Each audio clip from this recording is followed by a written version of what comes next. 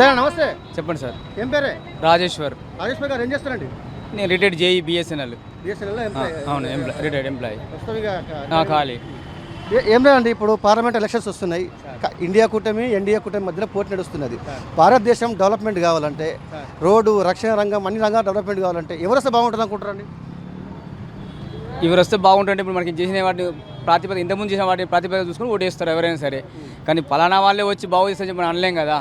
అవకాశం దొరికింది, ఎవరి వల్ల వాళ్ళు బాగు చేస్తున్నారు. ఒక్కొక్కరు ఒక ప్రియారిటీ ఒకటి ఉంటుంది. కొంతమంది వ్యవసాయం తీసుకుంటారు, కొంతమంది ఇండస్ట్రియల్ తీసుకుంటారు, కొంతమంది బిజినెస్ తీసుకుంటారు, కొంతమంది సర్వీసెస్ తీసుకుంటారు. ఎన్ని రకాలు తీసుకున్నా కూడా మనకు శాంతి భద్రతలు, దేశ రక్షణ ఇవన్నీ కూడా మౌలికంగా అన్ని విషయాలు పరిగణలు తీసుకొని ఓటేస్తారు ఎవరైనా సరే. కానీ వీళ్ళే బాగు చేస్తారు, వాళ్ళే బాగు చేస్తారు అని చెప్పి అనడానికి ఎలాంటి నమ్మకాలు లేవు, ప్రూఫ్స్ కూడా లేవు. ఎందుకంటే మనం 70 సంవత్సరాల డెమోక్రసీలో ఉన్నాం. కానీ డెమోక్రసీ అన్నది ఇప్పుడు మాట్లాడే స్వేచ్ఛ పోతుంది ఈ మధ్యకాలంలో.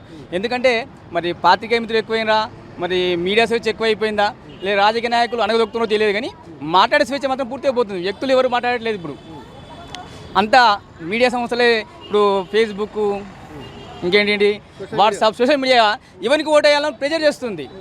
ఎవరు సొంతంగా ఆలోచించి ఓటు వేసేంత కెపాసిటీ తగ్గిపోతుంది ఇది ఓటర్లకు. మీడియా ప్రభావం వల్లనే వాళ్ళు ఓట్లు వేస్తున్నారు.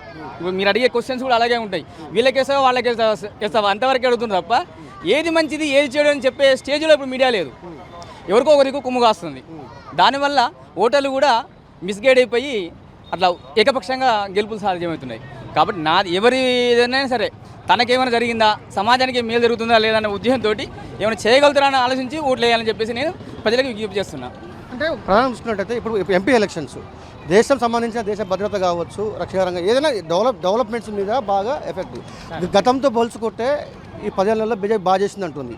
కానీ 10 ఏళ్లలో కాకుండా ఈసారి మా కాంగ్రెస్ అవకాశం ఇస్తే మేము బాగా చేస్తామని అంటున్నారు. అంటే రెండు కంపేరింగ్ చేసుకుంటే ఎవరు బెటర్ ఉంటుంది? రెండు కంపేరింగ్ చేస్తుంటే ఇప్పుడు చూడండి సార్, ఇప్పుడు కాంగ్రెస్ గవర్నమెంట్ ఉందనుకోండి, దాదాపు 70 సంవత్సరాల్లో మనకి ఇండస్ట్రియల్ కానీ ఎడ్యుకేషన్ కానీ విపరీతంగా డెవలప్ చేసిన వాళ్ళు వేసిన పునాది మీద మనం ఇప్పుడు బతుకున్నాం. కాకపోతే ఇప్పటి కాలానికి ఏమైందంటే, ఇప్పటి కాలానికి మీడియాలో ఏది సోషల్ మీడియా ఏది ఎఫెక్టివ్ అంటే తక్షణం మీకు ఇప్పుడు కోవిడ్ వచ్చింది సార్, రాకుండా చూడడం వేరు ఉంటుంది, రాగానే టీకా వేయడం వేరు ఉంటుంది, వచ్చేదాకా చూసి టీకా చేసింది కూడా వేరే ఉంది. మనం చూసాం దాన్ని ఆల్రెడీ.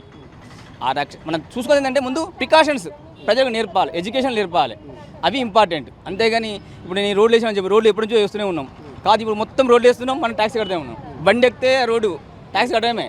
ప్రతి ఒక్కరు ట్యాక్స్ కట్టకుండా మన ఇంట్లోకి కాళ్ళు కూడా బయటికి పెట్టలేము స్టేజ్లో మనం ఇప్పుడు ఉన్నాం. వ్యాట్ వచ్చిన తర్వాత అవి తగ్గించాలి ముందు. ఏ గవర్నమెంట్ దానికి సంబంధం లేదు. ఇండియా బాగు చేస్తుందా కాంగ్రెస్ బాగు చేస్తుందని మనం చెప్పలేము దాన్ని. వాళ్ళు ప్రియారిటీ 10 సంవత్సరాలు ఓడిపోయినాయి కాబట్టి వాళ్ళు విపరీతమైన వాగ్దానాలు చేస్తూ ఉంటారు, కోరికలు. అవి నెరవేరితే కావా తెలియదు. ఎన్డీఏ ఇచ్చిన వాగ్దానాలు కూడా మనం నెరవేరలే. ఎందుకంటే నిరుద్యోగం బాగా పెరిగిపోయింది.